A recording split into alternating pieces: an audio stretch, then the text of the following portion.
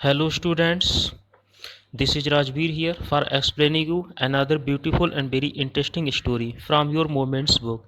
The title of this story is In the Kingdom of Fools. जैसा कि हम title से ही समझ सकते हैं कि ये स्टोरी किसके बारे में होगी, ये होगी फूल्स के बारे में। In the kingdom of fools means क्या है, मूर्खों के साम्राज्य में क्या चल रहा है उसके रिगार्डिंग ये आपकी स्टोरी है। तो यहाँ ये जो किंगडम है एक स्पेशल टाइप का, तो यहाँ पर जो किंग हैं और उसके जो मिनिस्टर्स हैं, तो किंग ने बहुत ही स्पेशल टाइप के यहाँ पर जो रूल्स और रेगुलेशंस है वो बना रखे हैं। अब क्या रूल्स और रेगुलेशंस बना रखे हैं कि जो यहाँ पर डे टाइम है वो होगा सोने के लिए और जो नाइट टाइम है वो होगा वर्क करने के लिए। तो इनकी अपनी अलग ही दुनिया है। जैसे हमारे यहाँ दिन में सोते हैं रात को वर्क करते हैं, इनका क्या है, अपोजिट है। ये लोग दिन में सोते हैं और रात को वर्क करते हैं। इसके साथ ही साथ क्या है कि कितनी भी महंगी चीज़ हो या कितनी भी सस्ती चीज़ हो, सभी का प्राइस एक फिक्स इन्होंने कर रखा है, वो है बन डोडू। अब इनका डूडू क्या है, तो डूडू इनकी करेंसी है। जैसे अपने यहाँ रुपी होता है कि बन रुपी में ही चाहे आप एक बनाना ले लो या बन रुपी में ही आपको क्या पूरा का पूरा बंच भी मिल जाएगा, बहुत सारे बनानाज भी मिल जाएंगे। तो मीन्स क्या, सभी का जो रेट है वो उन्होंने फिक्स कर रखा है। अब ऐसे में क्या होता है, हमारी एंट्री होती है गुरु और चेला की, एक डिसाइपल और एक टीचर की। देख, तो गुरु और चेला जब ये आते हैं तो ये डे टाइम होता है, तो देखते हैं कि पूरा का पूरा जो टाउन है, पूरा का पूरा जो किंगडम है वो बिल्कुल सुनसान पड़ा हुआ है, कोई यहाँ पर एक्टिविटी चल ही नहीं रही है। तो इस कंडीशन में ये लोग बहुत सरप्राइज्ड होते हैं कि भाई क्या हो रहा है। हालांकि ये जो सिटी था, जो किंगडम था, देखने में तो बहुत ब्यूटीफुल था, लेकिन सभी लोग यहाँ पर रेस्ट कर रहे थे जस्ट लाइक नाइट। और यहाँ तक कि न सिर्फ ह्यूमन बीइंग, इवन जो एनिमल्स थे वो भी यहाँ पर रेस्ट कर रहे थे। अब ऐसे करते करते क्या होता है, इवनिंग का टाइम आता है, फिर पता चला जो डेली शॉप्स हैं वो खुल रही हैं और फिर धीरे धीरे जो लोग हैं वो भी अपना वर्क करना स्टार्ट कर देते हैं। अब जो चेला हैं वो जाते हैं शॉप पर ग्रोसरी यानी कि कुछ खाने पीने का मटेरियल खरीदने के लिए। तो क्या देखते हैं कि बन डूडू इन्होंने दिया और बहुत सारी चीज़ें इन्होंने खरीद ली। तो इस बात से अब जो गुरु जी हैं इनको कुछ डाउट होता है कि भाई सब कुछ यहाँ पर ओके नहीं है, कोई ना कोई यहाँ पर सीरियस प्रॉब्लम है। लेकिन जो चेला हैं वो बहुत ही ज़्यादा खुश हैं। खैर, और जो गुरु हैं वो तो डिसाइड करते हैं कि भाई हमें और ज़्यादा यहाँ पर नहीं रुकना चाहिए, चलना चाहिए। लेकिन जो चेला है वो एग्री नहीं है, वो कहते हैं ठीक है आप जाइए, बट मैं तो यहीं रहूँगा और आराम से मतलब खाऊंगा पीऊँगा और ऐश करूँगा, ये इनका है।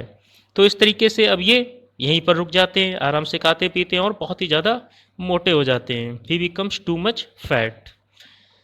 अब नेक्स्ट इंसिडेंट को देख रहे हैं क्या हो रहा है। अब हमारी एंट्री होती है एक थीप की। अब ये जो थीप है, जो चोर है, वो अपनी चोरी का काम करता है एक रिच मर्चेंट के यहाँ पर। अब कैसे करता है, एक दीवार वगैरह है, उसको एक बाल है, उसको ये काटता है, उसके थ्रू ये इंटर होता है मर्चेंट के हाउस में। लेकिन क्या होता है, दीवार के काटते टाइम ही वो दीवार इसके ऊपर गिर पड़ती है और इस तरीके से इसकी डेथ हो जाती है। अब नेक्स्ट इवेंट देख रहे हैं क्या हो रहा है। तो अब यहाँ से गोल्ड स्मिथ की एंट्री होती है। अब जो गोल्ड स्मिथ है उसके पास अपना अनदर एक्सक्यूज है। अब उसका कहना है कि हाँ ये जो डांसर है वो एकदम राइट बोल रही है, लेकिन इसमें भी मेरी मिस्टेक नहीं है क्योंकि मेरे ऊपर प्रेशर था। एक जो रिच मर्चेंट था उसके यहाँ वेडिंग होने वाली थी, तो उसके यहाँ मुझे जल्दी से क्या करना था, ज्वेलरी सप्लाई करनी थी, उस वजह से मैं लेट हो रहा था। तो अब बात उठती है कि ठीक है भाई उस रिच मर्चेंट को बुलाया जाए। तो यहाँ से पता चलता है कि जो रिच मर्चेंट है वो एक्चुअल में वही जिसके यहाँ ये पूरा का पूरा इंसिडेंट हुआ है, जिसके यहाँ बाल गिर करके ये थीप की डेथ हुई है, तो उसके फादर ही होते हैं। तो अब क्वेश्चन उठता है, फिर से सर्किल कंप्लीट हो गया। मीन्स क्या है, वही उसी जो मर्चेंट है उसी पर बात फिर से आ।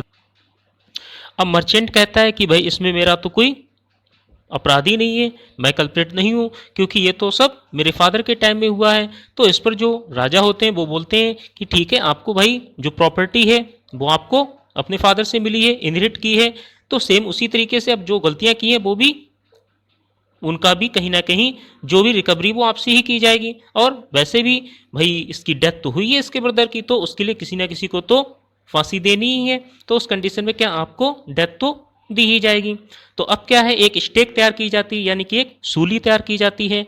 और फिर क्या इंसिडेंट होता है, जो सूली तैयार हो जाती है वो तैयार हो जाती है बहुत ही मोटे पर्सन के लिए, तो इनके वो फिट नहीं बैठती है। तो यहाँ से एक टर्निंग पॉइंट क्रिएट हो गया है, उसे देखते हैं। तो अब यहाँ पर क्या है, जो किंग है वो ऑर्डर देता है अपने जो सोल्जर्स हैं उनके लिए, ठीक है भाई पूरे किंगडम में घूमो और जहाँ कहीं भी एक बहुत ही फैट पर्सन मिले उसको उठा करके ले आओ, उसको फांसी देनी है। तो पता चलता है ये लोग सर्चिंग पे निकलते हैं, तो वही जो हमारे ओल्ड डिसाइपल थे, चेला थे, वो मिल जाते हैं। अब बहुत ही ज़्यादा जब वो फैट हो गए हैं तो उनको पकड़ करके लाया जाता है किंगडम में। अब वो कहते हैं भाई मेरी तो कोई गलती नहीं है, मेरे साथ ऐसा क्यों हो रहा है।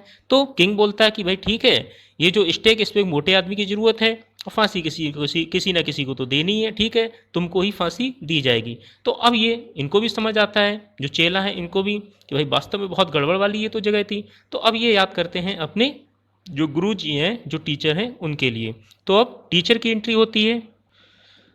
अब जो टीचर हैं वो आते हैं तो वो कान में कानाफूसी करते हैं जो अपने डिसाइपल हैं, जो चेले हैं उनके साथ में। अब फिर क्या है, फिर एक ये ड्रामा करने लगते हैं। अब वो क्या, तो अब वो किंग के सामने ये शो करने लगते हैं कि पहले हमें फांसी दो। चेला कहता पहले मुझे फांसी दीजिए, गुरु कहता पहले मुझे फांसी दीजिए। तो अब इससे क्या है, जो राजा हैं, जो किंग है यहाँ के, उन्हें डाउट हो जाता है भाई कुछ ना कुछ तो इसमें मिस्ट्री है। अब क्या है, तो ये जो गुरु जी है उनसे बोलते हैं कि भाई बताओ ऐसा क्या है। तो एक साइड में ले जाकर के राजा को मिनिस्टर से दूर, तो बताते हैं कि एक्चुअल में क्या, बहुत ही ये ऑस्पिशियस टाइम है, बहुत ही अच्छा टाइम है, और आपका जो किंग है मतलब जो भी किंगडम है वो बहुत अच्छा है और आप स्पेशल किंग हो। और ये जो स्टेक है वो क्या है, जस्टिस ऑफ गॉड की स्टेक है। मीन्स इस पर जिसकी भी फांसी सबसे पहले दी जाएगी वो क्या बनेगा, इस जो किंगडम है इसका राजा बनेगा। और सेकंड लेवल पे जिसको फांसी दी जाएगी दूसरे नंबर पर, तो वो मिनिस्टर बनेगा। तो इसीलिए क्या, हम भी बहुत मतलब ऊब चुके हैं, we are get tired of hermit life. तो इसीलिए क्या है, हम लोग राजा बनना चाहते हैं और जो मेरा चेला है वो मिनिस्टर बनना चाहता है। तो फिर क्या होता है, इस बात को सुनकर के जो राजा हैं वो जो फांसी का काम था, एग्जीक्यूशन का टाइम था, वो टाल देते हैं, पोस्टपोन कर देते हैं। ठीक है भाई आज किसी का एग्जीक्यूशन नहीं होगा, किसी को फांसी नहीं लगेगी, अब ये कल होगा। और उधर नाइट में क्या होता है, ये मतलब इवनिंग में क्या होता है, ये जो राजा हैं वो ऑर्डर दे देते हैं जो भी फांसी लगाने वाले जल्लाद होते हैं, जो भी एग्जीक्यूशनर्स होते हैं उनके लिए, कि ठीक है रात में हम 2 पर्सन्स को भेजेंगे, उनको आपको फांसी लगा देनी है। अब ये जो राजा होते हैं, इनके जो साथ में जो मिनिस्टर्स होते हैं, मंत्रीगण हैं, तो आपस में ये लोग क्या है, बातचीत करते हैं कि भाई ऐसा तो नहीं होना चाहिए, हम ही को राज्य मिलना चाहिए, हमारा राज्य है। तो इस कंडीशन में क्या करते हैं, ये जो राजा और जो मिनिस्टर हैं, तो वो रात को चले जाते हैं गुरु और चेला की जगह, और यही लोग क्या है, फांसी पर चढ़ जाते हैं। अब मॉर्निंग में जब डेड बॉडीज लाई जाती है तो पता चलता है कि अरे भाई क्या हुआ है, कि राजा और जो मिनिस्टर उनकी डेथ हो गई है। तो इस कंडीशन में क्या है, अब यहाँ की जो किंगडम है या यहाँ की जो पब्लिक है, तो वो बहुत ही ज़्यादा परेशान है कि अब चीज़ें कैसे मैनेज में रहेंगी। तो ये रिक्वेस्ट करते हैं जो इन्हीं गुरु और चेला से, ठीक है भाई आप लोग राजा बन जाओ, और आप लोग राजा बन जाओ और आपके चेला हैं वो मिनिस्टर बन जाएं, तो और यहाँ पर राज करो। लेकिन इस बात से क्या है, जो चेला है वो तो बहुत जल्दी मान जाते हैं, लेकिन गुरुजी इन्हें काफ़ी टाइम लगता है। तो इस तरीके से फिर क्या है, जो गुरुजी हैं वो यहाँ के राजा बन जाते हैं और जो चेला है वो यहाँ के मिनिस्टर बन जाते हैं, और सब कुछ एज यूजुअल नॉर्मल हो जाता है। मीन्स क्या है, अब दिन दिन है, रात रात है। और अब क्या है, थीप की डेथ होने के बाद में अब इनका जो एक ब्रदर है वो पहुंचता है किंग के पास, उनके राज दरबार में शिकायत करने कि भाई मर्चेंट है, उसकी दीवार से दब करके जो हमारा भाई है उसकी डेथ हो गई है, और इसका जो अपराधी है वो वही मर्चेंट है, क्योंकि उसने इतनी वीक जो बाल है वो क्यों बनवाई, इतनी कमज़ोर दीवार क्यों बनवाई। और फिर क्या होता है, उस मर्चेंट को बुलवाया जाता है बाई किंग। अब मर्चेंट आते हैं राजा के दरबार में, तो वो बताते हैं कि इसमें उनकी कोई गलती नहीं है। एक्चुअल में ये जो बाल थी वो एक मैसन ने बनाई थी, एक मिस्त्री ने बनाई थी, तो उसकी इसमें सारी की सारी गलती है और उसे बुलाया जाए। और इसके साथ ही साथ ये जो दीवार है वो मेरे फादर के टाइम में बनवाई गई थी, जिन फादर की अब डेथ हो चुकी है, जो अब दुनिया में नहीं है। तो अब बात उठती है मैसन को बुलवाने की, यानी कि मिस्त्री को बुलवाने की। तो अब मास्टर मैसन यानी कि जो मिस्त्री जी हैं, अब वो भाई आते हैं जो कि अब बहुत ही ज़्यादा बूढ़े हो चुके हैं, क्योंकि इन्होंने जो मर्चेंट है उसके फादर के टाइम में ये दीवार बनाई थी, इस वजह से। तो इनसे रीजन पूछा जाता है कि भाई आप कल्प्रिट हो, आपने ऐसी दीवार बना दी कि जिससे दब करके इस पर्सन का भाई की डेथ हो गई है। तो फिर क्या होता है, ये मिस्त्री जी कहते हैं भाई इसमें मेरी कोई गलती नहीं है। एक्चुअल में क्या था, जब मैं ये बाल बना रहा था, दीवार बना रहा था, तभी क्या था, एक यंग डांसर थी, वो वहाँ से ऊपर नीचे स्टेयर्स पर जा रही थी अपनी पायलों को, मतलब अपने जो घुंघरू वगैरह हैं उनको छनकाती हुई।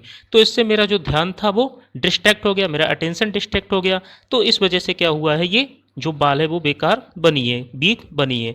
तो अब क्वेश्चन उठता है कि ठीक है भाई, कल्प्रिट तो वो डांसर है, उसको बुलाया जाए। तो अब उसकी एंट्री होती है डांस। अब जो डांसर है, जो एक अब ओल्ड वूमेन हो चुकी है, तो वो बताते एक्चुअल में उसकी भी गलती नहीं है। एक्चुअली क्या है, वो गोल्ड स्मिथ के पास बार बार जा रही थी। क्यों जा रही थी, क्योंकि उसने कुछ गोल्ड दे दिया था गोल्ड स्मिथ को, क्यों, ज्वेलरी प्रिपेयर करवाने के लिए। लेकिन वो ज्वेलरी को जो गोल्ड स्मिथ था बहुत लेट करता चला आ रहा था, वो प्रिपेयर नहीं कर रहा था। तो अब क्वेश्चन उठता है कि नहीं भाई, अब तो जो कल्प्रिट है वो गोल्ड स्मिथ है, उसको बुलाया जाए। अब यहाँ से गोल्ड, अब यहाँ पर बन डूडू में कुछ नहीं मिलने वाला है। तो बिल्कुल अब ये नॉर्मल आपका एक वर्ल्ड हो गया है। Thanks all, that's all from my side. Enjoy another video on this story. Keep watching this, enjoy this.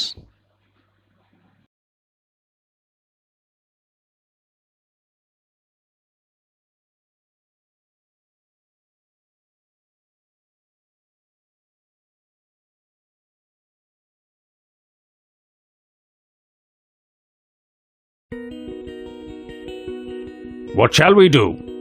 he said, when suddenly it struck him that all they needed to do was to find a man fat enough to fit the steak. The servants were immediately sent all over the town looking for a man who would fit the steak. And their eyes fell on the disciple who had fattened himself for months on bananas and rice and wheat and ghee. "What have I done wrong? I'm innocent. I'm a sannyasi," he cried. "That may be true, but it's the royal decree that we should find a man fat enough to fit the stake," they said, and carried him to the place of execution. He remembered his wise guru's words. "This is a city of fools. You don't know what they will do next." While he was waiting for death, he prayed to his guru in his heart, asking him to hear his cry wherever he was. The guru saw everything in a vision. He had magic powers. He could see far, and he could see the future, as he could see the present and the past.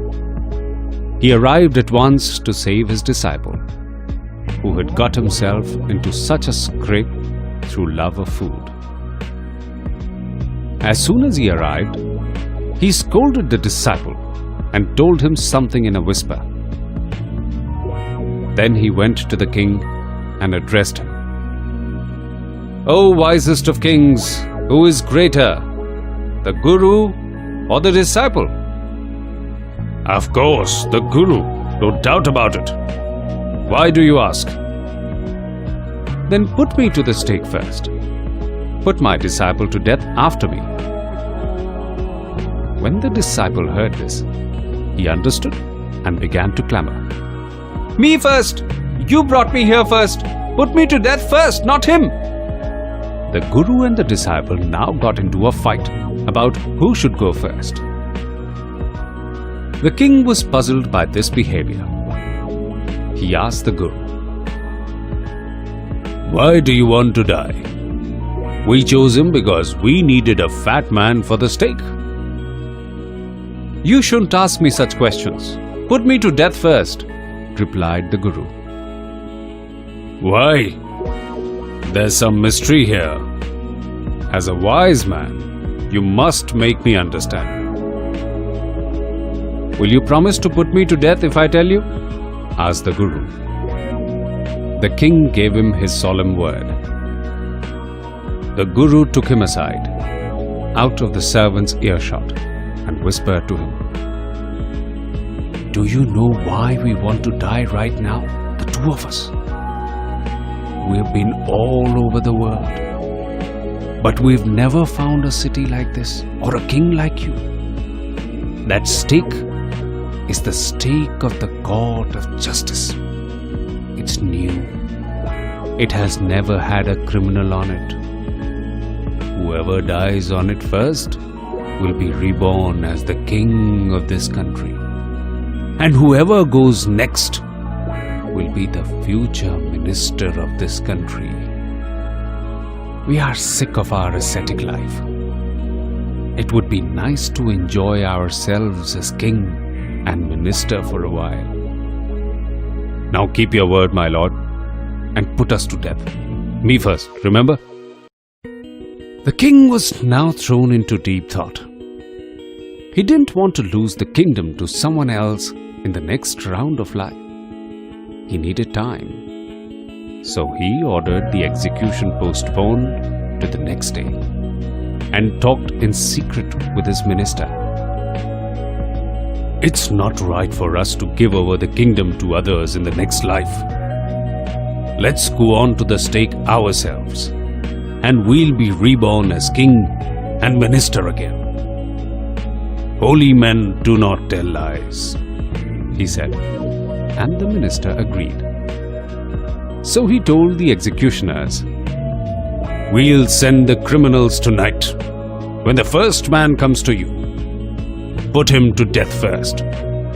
Then do the same to the second man. Those are my orders. Don't make any mistake." That night, the king and his minister went secretly to the prison, released the Guru and the disciple, disguised themselves as the two, and as arranged beforehand with loyal servants, were taken to the stake and promptly executed. When the bodies were taken down to be thrown to crows and vultures, the people panicked. They saw before them the dead bodies of the king and the minister. The city was in confusion. All night they mourned and discussed the future of the kingdom. Some people suddenly thought of the Guru and the disciple and caught up with them as they were preparing to leave town unnoticed. "We people need a king and a minister," said someone.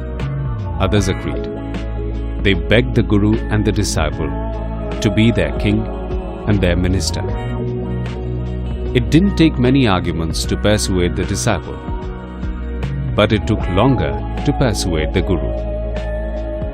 They finally agreed to rule the kingdom of the foolish king and the silly minister, on the condition that they could change all the old laws. From then on, night would again be night, and the day would again be day, and you could get nothing for a datu. It became like any other place.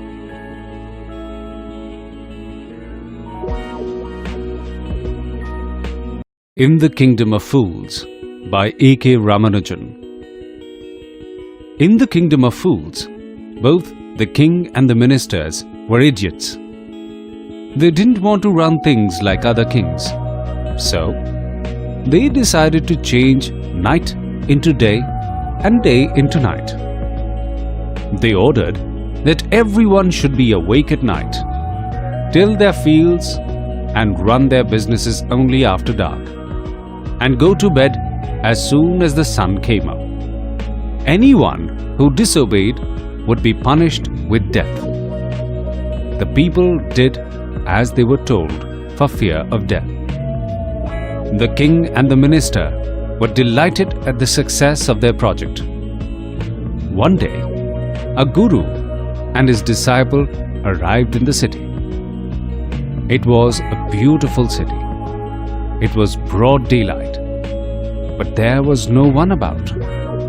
Everyone was asleep, not a mouse stirring. Even the cattle had been taught to sleep by day. The two strangers were amazed by what they saw around them and wandered around town till evening, when suddenly the whole town woke up and went about its nightly business. The two men were hungry. Now that the shops were open, they went to buy some groceries. To their astonishment, they found that everything cost the same.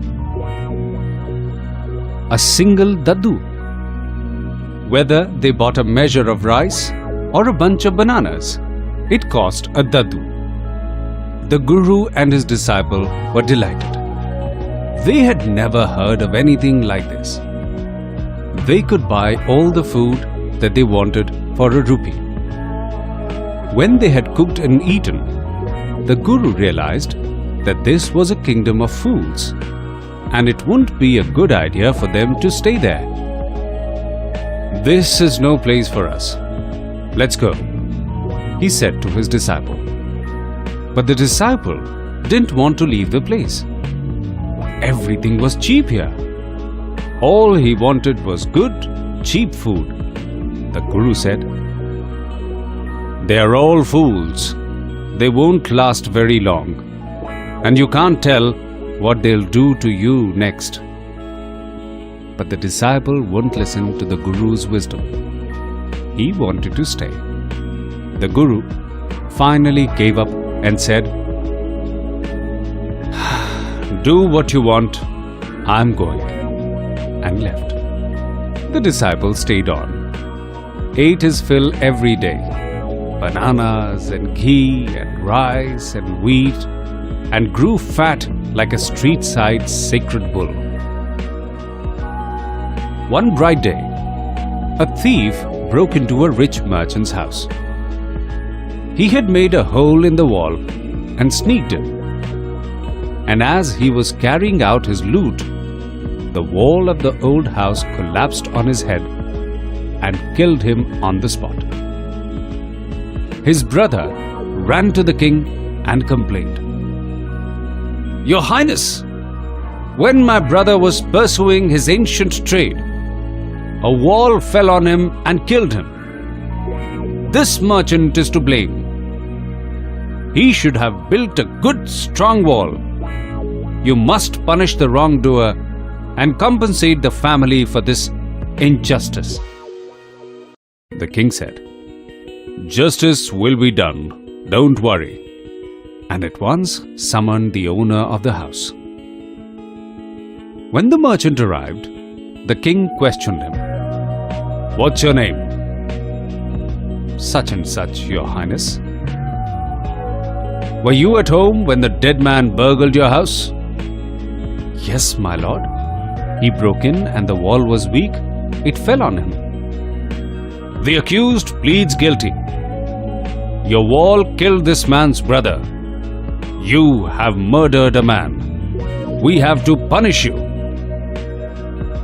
"Lord," said the helpless merchant, "I didn't put up the wall. It's really the fault of the man who built the wall. He didn't build it right. You should punish him." "Who's that?" "My lord, this wall was built in my father's time. I know the man. He's an old man now. He lives nearby." The king sent out messengers to bring in the bricklayer who had built the wall. They brought him, tied hand and foot. "You there! Did you build this man's wall in his father's time?" "Yes, my lord, I did." "What kind of a wall is this that you built? It has fallen on a poor man and killed him. You've murdered him. We have to punish you by death." Before the king could order the execution, the poor bricklayer pleaded, "Please listen to me before you give your orders. It's true, I built this wall, and it was no good. But that was because my mind was not on it. I remember very well a dancing girl who was going up and down that street all day with her anklets jingling, and I couldn't keep my eyes or my mind on the wall I was building. You must get the dancing girl I know where she lives. You're right. The case deepens. We must look into it. It is not easy to judge such complicated cases. Let's get that dancer wherever she is. The dancing girl, now an old woman, came trembling to the court. Did you walk up and down that street many years ago, while this poor man was building a wall? Did you see him? Yes, my lord. I remember it very well. So you did walk up and down, with your anklets jingling. You were young and you distracted him, so he built a bad wall. It has fallen on a poor burglar and killed him. You've killed an innocent man. You'll have to be punished. She thought for a minute and said, My lord, wait. I know now why I was walking up and down that street. I had given some gold to the goldsmith to make some jewelry for me. He was a lazy scoundrel. He made so many excuses, said he would give it now, and he would give it then, and so on all day. He made me walk up and down to his house a dozen times. That was when this bricklayer saw me. It's not my fault, my lord. It's the damn goldsmith's fault. Poor thing. She's absolutely right, thought the king, weighing the evidence. We've got the real culprit at last. Get the goldsmith, wherever he's hiding, at once. The king's bailiffs searched for the goldsmith, who was hiding in a corner of his shop. When he heard the accusation against him, he had his own story to tell. My lord, he said, I'm a poor goldsmith. It's true I made this dancer come many times to my door. I gave her excuses because I couldn't finish making her jewelry before I finished the rich merchant's orders. They had a wedding coming and they wouldn't wait. You know how impatient rich men are. Who is this rich merchant who kept you from finishing this poor woman's jewelry, made her walk up and down, which distracted this bricklayer, which made a mess of his wall, which has now fallen on an innocent man and killed him? Can you name him? The goldsmith named the merchant, and he was none other than the original owner of the house, whose wall had fallen. Now justice had come full circle, thought the king. Back to the merchant, when he was rudely summoned back to the court. He arrived crying, It wasn't me, but my father who ordered the jewelry. He's dead. I'm innocent.